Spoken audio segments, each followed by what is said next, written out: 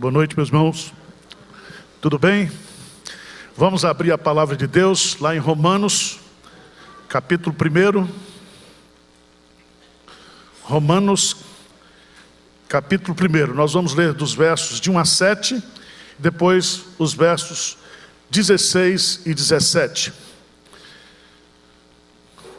Diz assim: Paulo, servo de Jesus Cristo, chamado para ser apóstolo, separado para o Evangelho de Deus, o qual foi por Deus outrora prometido por intermédio dos seus profetas nas Sagradas Escrituras, com respeito a seu Filho, o qual segundo a carne veio da descendência de Davi, e foi designado Filho de Deus com poder, segundo o Espírito de Santidade, pela ressurreição dos mortos, a saber, Jesus Cristo, nosso Senhor, por intermédio de quem viemos a receber graça e apostolado por amor do seu nome, para a obediência por fé entre todos os gentios, de cujo número sois também vós, chamados para serdes de Jesus Cristo.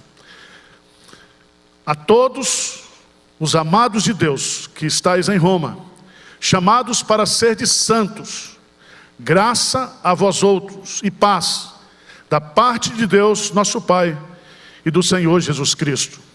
Quero que vocês leiam comigo os versos 16 e 17.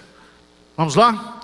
Pois não me envergonho do Evangelho, porque é o poder de Deus para a salvação de todo aquele que crê, primeiro do judeu e também do grego, visto que a justiça de Deus se revela no Evangelho, de fé em fé, como está escrito, o justo viverá pela fé. Amém. Meus prezados irmãos, nós estamos comemorando, amanhã, dia 31 de outubro, 505 anos da Reforma Protestante. Essa data, ela é uma data simbólica, significativa, porque foi no dia 31 de outubro de 1517 que o monge Martinho Lutero, ele fixa lá na porta da igreja de Wittenberg, na Alemanha, as suas 95 teses.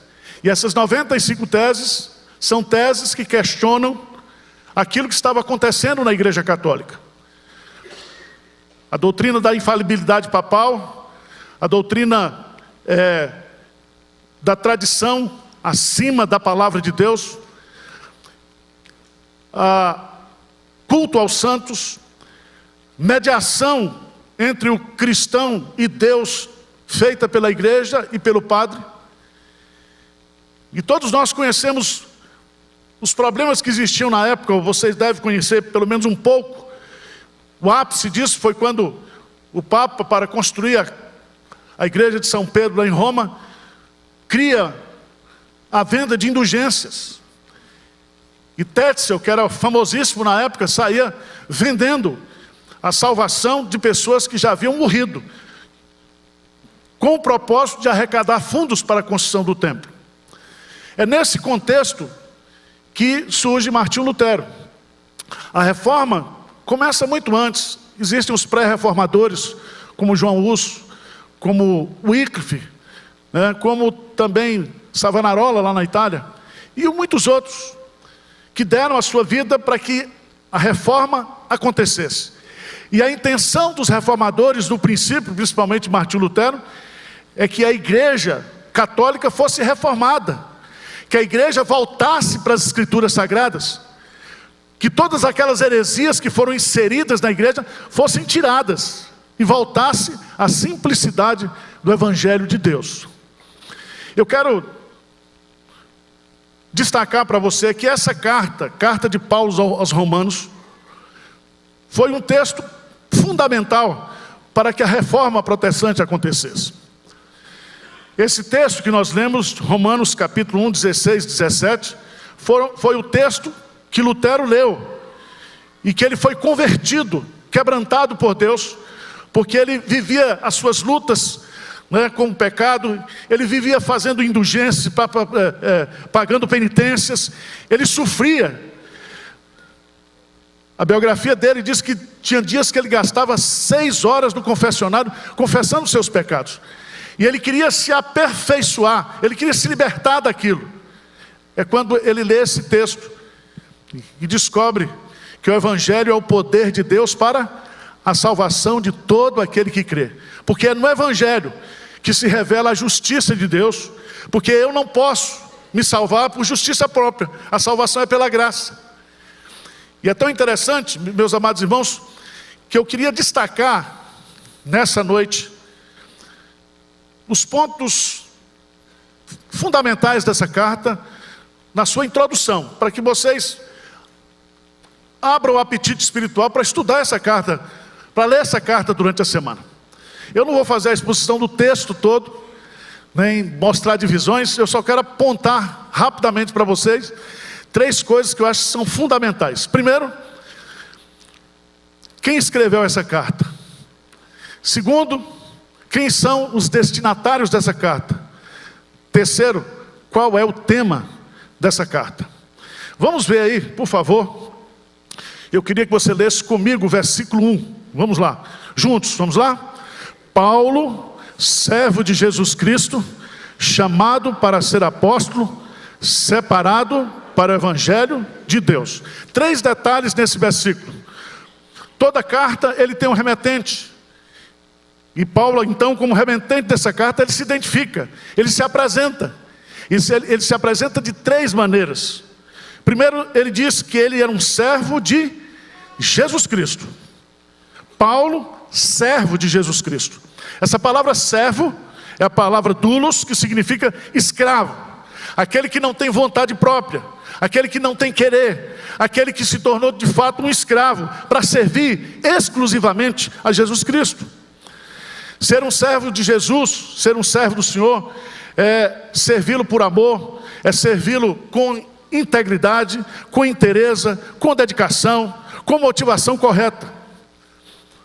Mas diz o texto, Paulo, servo de Jesus Cristo, chamado para ser apóstolo. Ele é servo de Cristo. E aqui há 2 palavras que se completam. Ele foi chamado, mas ele foi também enviado. Quando diz aqui esse verbo chamado, kletos, significa que o seu chamado foi um chamado pessoal, que o seu chamado foi um chamado irresistível, que foi um chamado gracioso.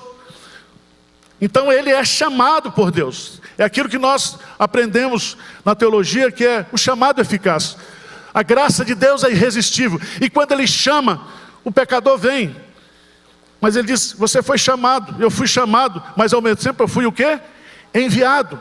E a palavra apóstolo aqui significa, tem esse sentido, de alguém que foi enviado, que foi escolhido para uma missão fundamental, principal.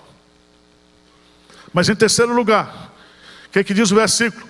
Paulo, servo de Jesus Cristo, chamado para ser apóstolo. Terceiro lugar, separado para o Evangelho de Deus. Todo mundo sabe aqui que a palavra separado é o conceito de santificação. Separado para o Evangelho. E que Evangelho é esse? É o Evangelho de Deus. Isso é muito significativo. Nós entendemos o que Paulo está colocando aqui. Não é o Evangelho de Allan Kardec, não é o Evangelho da prosperidade, não é o Evangelho reformado, calvinista, é o Evangelho de Deus. E ele diz, eu fui separado para isso. E ele vai dizer lá em Gálatas capítulo 1, versículo 15, que ele foi separado antes de nascer, para que nele se cumprisse, se revelasse, se manifestasse a graça de Deus. Então, em resumo, as credenciais de Paulo, do remetente dessa carta, está aí. Ele é um servo de Cristo.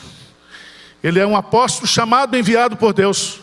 Ele é um crente separado para pregar o Evangelho de Deus. Mas, irmãos, quem são os destinatários dessa carta? A igreja de Roma, os crentes que moravam em Roma. Paulo não conhecia esses crentes. Paulo não tinha visitado, ele tinha o desejo de conhecer esses irmãos. Ele só vai conhecer mais ou menos no final do seu ministério. Mas Paulo, ele vai descrever aqui, só para eu e você termos uma ideia do conceito eclesiológico que tem Paulo. Qual é o conceito que Paulo tem de igreja? Ele vai revelar aqui. Quem são esses crentes romanos? Veja lá no versículo 6.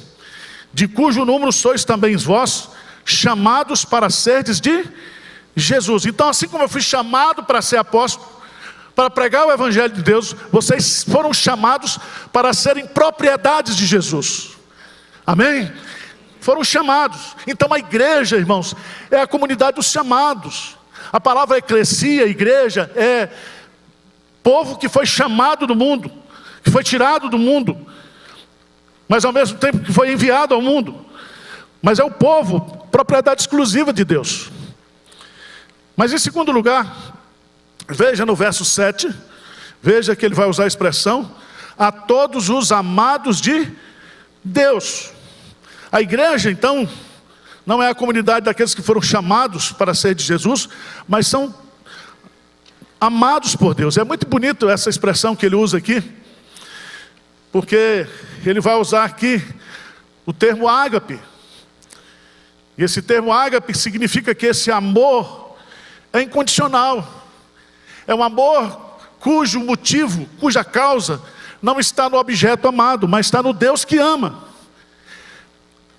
É um amor incondicional. É o amor que nos escolhe, que nos elege, que nos chama, que nos justifica, que nos perdoa, que nos salva, independentemente do que eu sou e do que você é. Então, a igreja, ela é a comunidade daqueles que são amados por Deus. Mas veja no verso 7 ainda, veja aí. A todos os amados de Deus, que estáis em Roma, chamados para serdes o quê? Santos.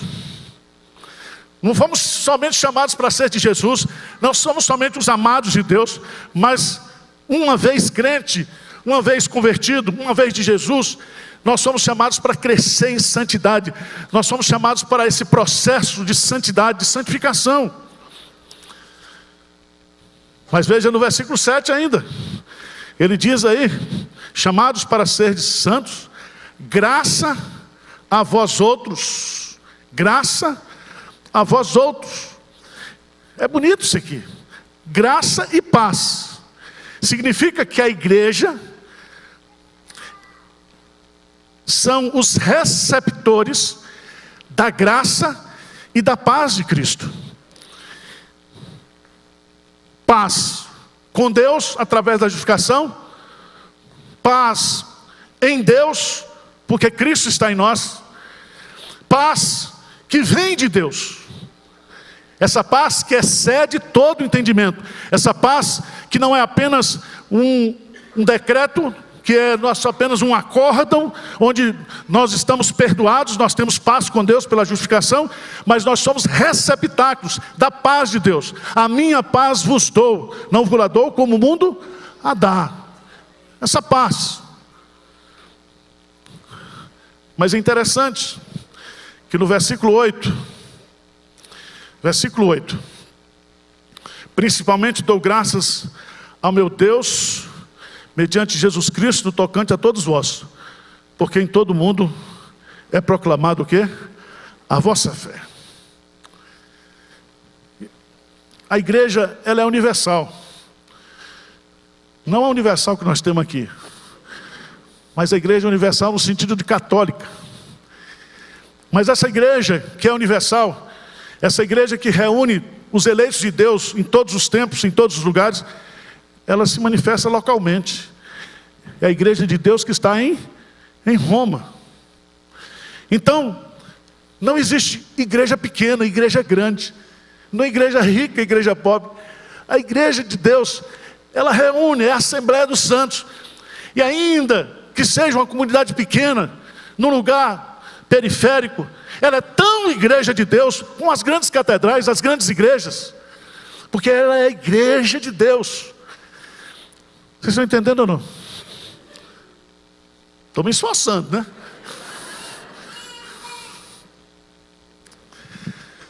Mas, irmãos, nós temos o remetente, nós temos os destinatários. E Paulo tem uma boa notícia para comunicar a esses irmãos. E a boa notícia é o Evangelho de Deus. Eis que vos trago boas novas de grande alegria. Boas novas. O Evangelho é a boa notícia que vem do céu. Se há más notícias aqui na terra, se eu vou receber a má notícia que eu sou pecador, que eu sou totalmente depravado, que eu não posso salvar a mim mesmo, o Evangelho é a boa notícia que vem para mim e para você. É a boa nova de salvação. Fiel é a palavra e digna de toda aceitação, que Cristo Jesus veio ao mundo para salvar os pecadores, dos quais eu sou o principal. Veja que Paulo vai colocar algumas coisas aqui. No versículo 1, ele diz: separado para o Evangelho o quê? De Deus. Paulo vai ampliar aqui o conceito do Evangelho. Primeiro, o Evangelho é o Evangelho de Deus. É a mensagem de Deus e sobre Deus. É o Evangelho de Jesus Cristo. Jesus Cristo não é somente a mensagem, Ele é o Evangelho. Ele é a boa notícia. E é bonito quando Paulo usa aqui, porque o Evangelho vem de Deus e nos leva para Deus. O Evangelho nos conecta com Deus. O Evangelho nos transforma, nos modifica, nos regenera. O Evangelho vai operar de forma graciosa na nossa vida, mortificando os nossos pecados e vivificando e colocando em nós as virtudes de Cristo. É o Evangelho de Deus. No versículo 2, ele diz assim: o qual foi por Deus outrora prometido por intermédio dos seus profetas nas sagradas o quê? Escrituras. Paulo está dizendo: esse evangelho que eu estou pregando aqui para vocês é um evangelho antigo. É um evangelho que está sendo pregado desde o Éden, desde o proto-evangelho. Esse evangelho tem sido pregado pelos profetas, tem sido anunciado entre todas as gerações e será pregado até o fim, até a volta de Cristo. Não é uma novidade, não é uma coisa recente, é uma coisa que se fundamenta nas escrituras sagradas, na revelação profética, no conteúdo da escritura. Mas veja, no versículo 3, diz assim: com respeito a seu filho, o qual segundo a carne veio da descendência de Davi. E veja no versículo 4, ele foi designado Filho de Deus com poder segundo o Espírito de Santidade, pela ressurreição dos mortos, a saber, Jesus Cristo nosso Senhor, por intermédio de quem viemos a receber graça e apostolado por amor do seu nome, para a obediência por fé entre todos os gentios. Veja que detalhe ele vai colocar aqui: esse evangelho de Deus é também o evangelho do seu Filho. O conteúdo do evangelho é Jesus, que veio segundo a carne, que cumpriu o seu ministério, que fez o seu sacrifício expiatório, que ressuscitou, que foi assunto aos céus, e hoje é Senhor.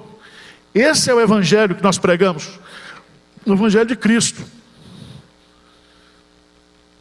Mas também, no versículo 5, por intermédio de quem viemos a receber graça e apostolado por amor do seu nome, para obediência por fé entre todos os gentios. O evangelho não é apenas para os judeus, o evangelho é para todos. O evangelho é para todas as nações. O evangelho é para alcançar os eleitos de Deus de todas as tribos, línguas e nações.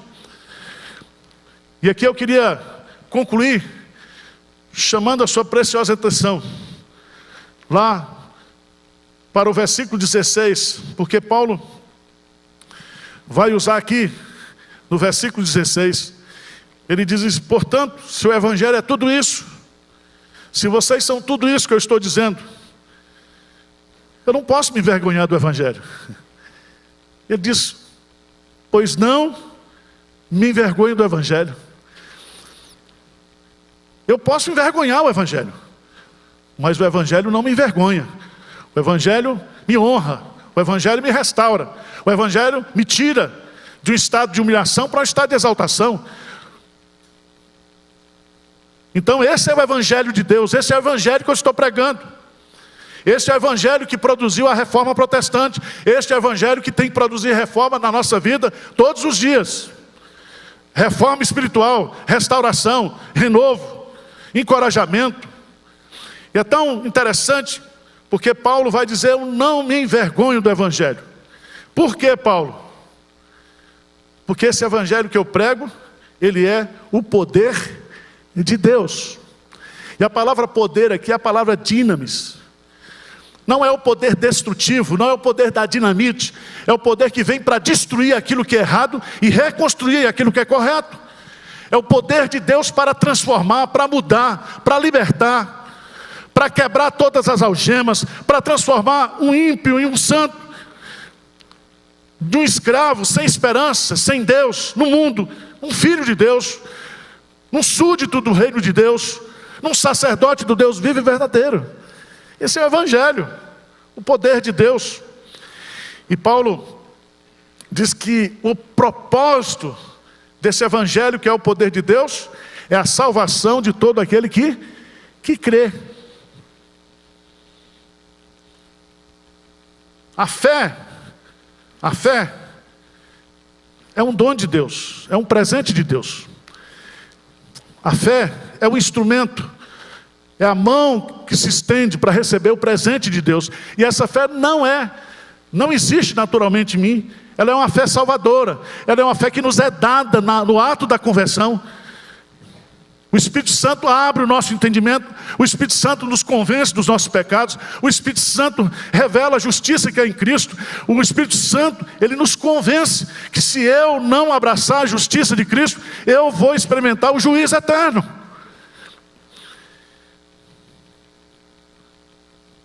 O propósito desse Evangelho é salvar todo aquele que crê. E aqui é universal. Primeiro o judeu e também do grego. Mas eu queria que você lesse o versículo 17 comigo, para a gente fechar o argumento. O que é que diz aí?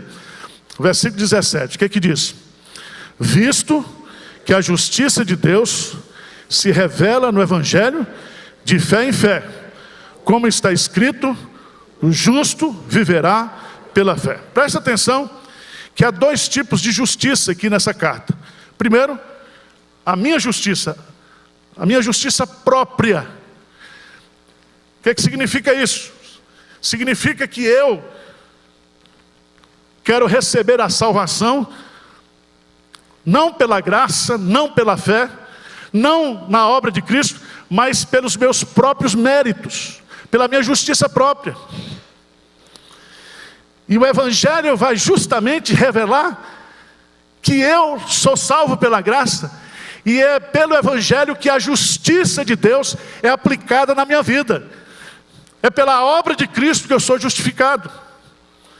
Só para você entender isso, vamos lá para Romanos capítulo 10. Romanos capítulo 10.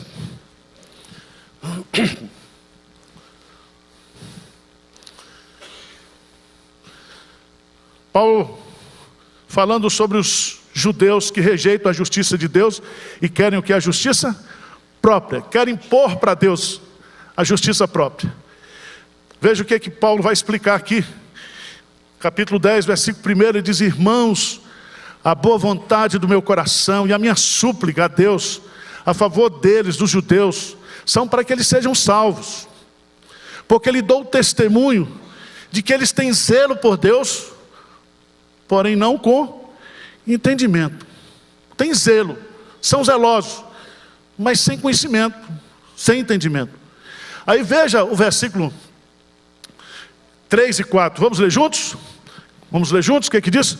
Porquanto, desconhecendo a justiça de Deus e procurando estabelecer sua própria, não se sujeitaram a que vem de Deus, porque o fim da lei é Cristo, para a justiça de todo aquele que crê. Eu não posso cumprir a lei de Cristo, eu não posso cumprir a lei de Deus. A lei me condena, a lei me coloca debaixo da condenação e do juízo de Deus. Jesus Cristo veio e morreu na cruz, e sobre ele foi colocada a ira de Deus, a punição de Deus para todos os nossos pecados, de tal maneira que eu só posso ser salvo se eu estiver debaixo da justiça de Cristo. Ele cumpriu a lei por mim, ele morreu em meu lugar, e se eu creio nele, eu recebo na minha vida a justiça de Deus. Eu sou salvo pela graça, mediante a fé em Cristo Jesus. Por isso que lá em Romanos capítulo 5, versículo 1, vamos ler juntos? Romanos 5, versículo 1, vamos lá? Justificados, pois, mediante a fé, temos paz com Deus, por meio de nosso Senhor Jesus Cristo. Veja que o termo justificados é um termo jurídico, é um termo que vem do tribunal de Deus. A expressão justificados está na voz passiva. Não sou eu que me justifico, eu sou o quê? Justificado. Por causa da justiça de Cristo. É como se lá estivesse um escrito de dívida. E por causa desse escrito de dívida, eu estou condenado. Mas Jesus Cristo, ao morrer no meu lugar, no seu lugar, e crendo que Ele fez isso por mim, por amor de mim, todos os meus pecados são perdoados. E aí vem o acordo de Deus: nenhuma condenação há para aquele que está em Cristo Jesus. Se Deus é quem justificou, quem é que pode condenar? Quem é que pode condenar? Então, meus amados irmãos, essa doutrina do Evangelho apresentado em Romanos é o Evangelho de Deus que veio para nos salvar. Desafio você, nessa semana, a ler a Epístola de Paulo aos Romanos, a estudar essa carta. É uma carta que é considerada, dentre as cartas de Paulo, a carta principal. Nela, nós temos todo um curso de teologia que vai do capítulo 1 até o capítulo 11. Do capítulo 12 ao capítulo 16, nós temos ali a vida de alguém que foi alcançado pela graça de Deus em todos os seus relacionamentos. Que Deus nos abençoe. Que a palavra de Deus seja para mim e para você, continue sendo a nossa única regra de fé e prática. Somente as Escrituras. Amém?